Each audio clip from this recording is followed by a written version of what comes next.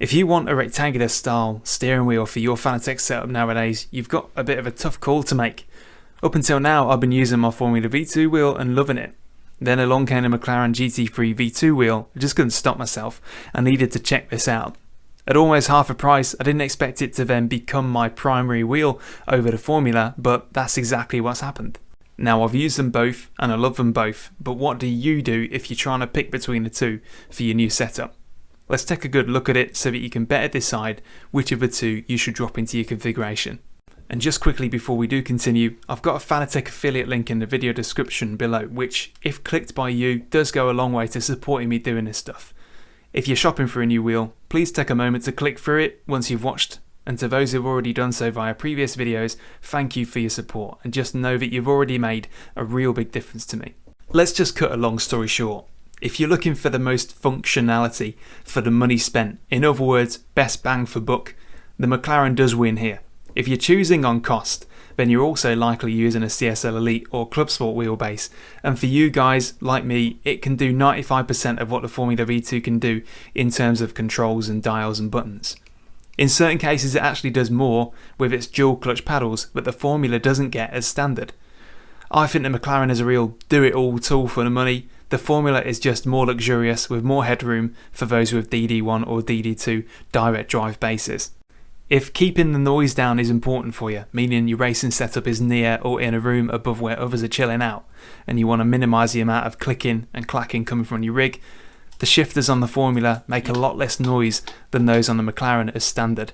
I've got a whole video on how to drastically reduce the loudness of the McLaren shifters. It's really easy to do. The point is that no such video is necessary for the comparatively quiet Formula.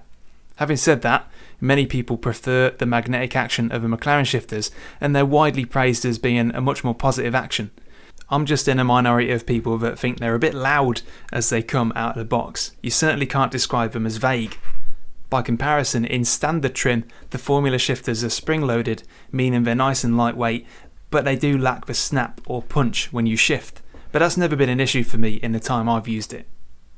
If you want a small wheel radius and you've noticed that the McLaren is slightly larger in width than the Formula, you needn't be concerned. The practical difference is really small. It shouldn't really be an issue to you. If you're leaning towards either wheel based on that, you can safely cross that out, as you won't really be able to tell the difference if you're picking one or the other. Many would argue that the extra width of the McLaren actually helps your force feedback communicate, which is something I do actually agree with. Point being, you won't feel like you're driving a bus with either wheel, so you shouldn't need to worry about that. If you're a little bit put off by the plastic quick release that's on the McLaren, don't be. Other than the 2 seconds you're actually taking the wheel on and off, it's impossible for me to tell the difference between the two of them when racing, and there's nothing about its composition that really suggests that it's not going to be up to the job. The only people that have any reason to take the McLaren's plastic quick release into consideration would be those with DD1 and DD2 direct drive wheelbases. The story here is that if you have a Fanatec direct drive wheelbase, it's software locked to only operate in low torque mode with the McLaren's standard quick release, unless you upgrade it with a Club Sport mechanism like what's on the Formula for an additional €100. I don't have a DD base with which to say from experience, but other people I've asked say that the DD in low torque mode is still more than enough. When it says low, it just means it won't allow the full mean strength levels to be used. Just be aware of this, because if you add a €100 Club Sport quick release, the cost gap between the Formula and McLaren wheels close massively, and if you absolutely must go full beans max power with your direct drive base, then maybe the Formula is a better monetary value choice in the long run. If it's vital that the wheel feels really premium and luxurious in your hands, you should go with a Formula. I don't use gloves, and although the McLaren has nice hand grips with a well moulded shape, they're still pretty hard rubber. I would prefer them to be Alcantara clad like the Formulas are if the choice was there. There's nothing wrong with the McLaren's feeling in hand at all, and it would beat many other wheels in an ergonomic shootout, but by comparison the Formula is just really nice in your hands and hard to beat. If you're eyeing up the Formula because of those two thumb dials, or Rotary Encoders as they're sometimes known, then listen up, because they are one of the big reasons I chose the Formula in the first place. If you ask me, the Rotary Encoders on the Formula could be a lot better than they are. I don't really miss them much since I've given them up. They're just a bit too lightweight and fiddly to use. With gloves, I can only imagine them to be even harder. So don't hang your decision on the presence of those thumb dials alone. They could be better. They're not the best. If you're worried that the McLaren wheel might have more flex than the carbon-framed Formula, there's no need to be concerned. Both of the wheels are rigid and strong. Yet, if you've got to choose between the McLaren or the Formula to hold a crocodile's jaws open so you can stick your head in, choose the Formula. But based on what I'm seeing and feeling, there's no way you'll ever notice a difference between the two in terms of flex if you use them what they're designed to do. If you want as many buttons and dials on the wheel face as possible, then the Formula edges ahead with 2 more regular buttons, 2 unique thumb dials, rotary encoders, and 1 funky switch more than the McLaren has, but it only just really edges it out. What's nice about them both is that they both are compatible with the button cap and sticker set that Fanatec also make, so you can style it to be just your own.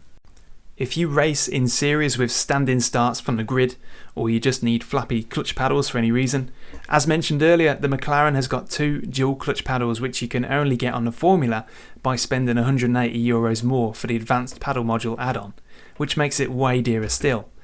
Dual clutch paddles are really useful if you race in series with stand-in starts like the Porsche Cup cars. The 2 wheels both have the same display screen and menu layout, which means you don't have to deal with the slightly cumbersome 3-digit display on some of the wheels, so it's nice that they're both equal there. The Formula wheel has got onboard rev lights and side LEDs, whereas the McLaren does not have any. If you have a CSL Elite wheelbase, then you won't really miss out because of the rev lights built into your wheelbase, but if you've got a Club Sport or DD wheelbase, then you will lack any physical off-screen indicators unless you mount one from a third party or something like that. It might only be a small portion of you that really rely on these onboard rev lights, but if you absolutely need them, then take this into account when choosing. For the rest of you, it's just going to be business as usual and you won't find it an issue. The biggest influencer on any decision, let's be honest, is how they make you feel when you look at them. This is completely a matter of personal taste and nobody can tell you what looks good in your eyes, only you can do that. I prefer the McLaren's design because it's a replica of a real wheel that existed in a real GT3 car, and with stuff like that I do place a lot of preference into that kind of thing. To me, officially licensed replica equipment is something that I want more of, and if other manufacturers jump on this bandwagon and release replica wheels at this kind of price, I'm going to crumble.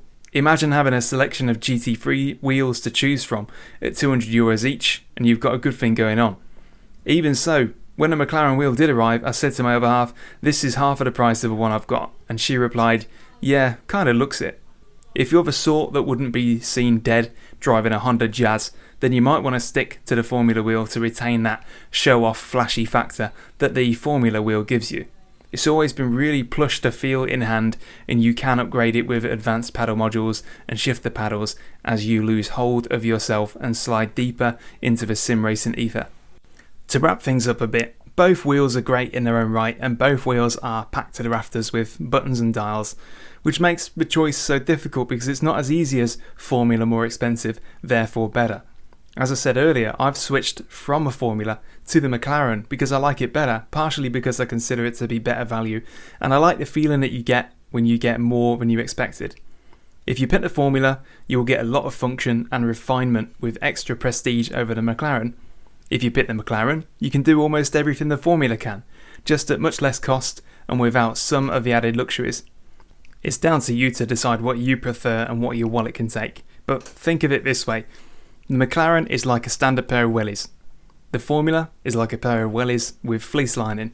They'll both keep the water out exactly the same way, but a bit of inner lining makes walking through cow poop feel extra decadent.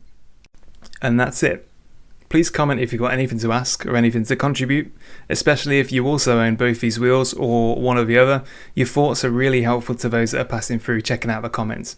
Like and subscribe if I've been helpful at all, and use the affiliate link in the video description if you'd like to credit me for helping you make up your mind. Cheers and see you again.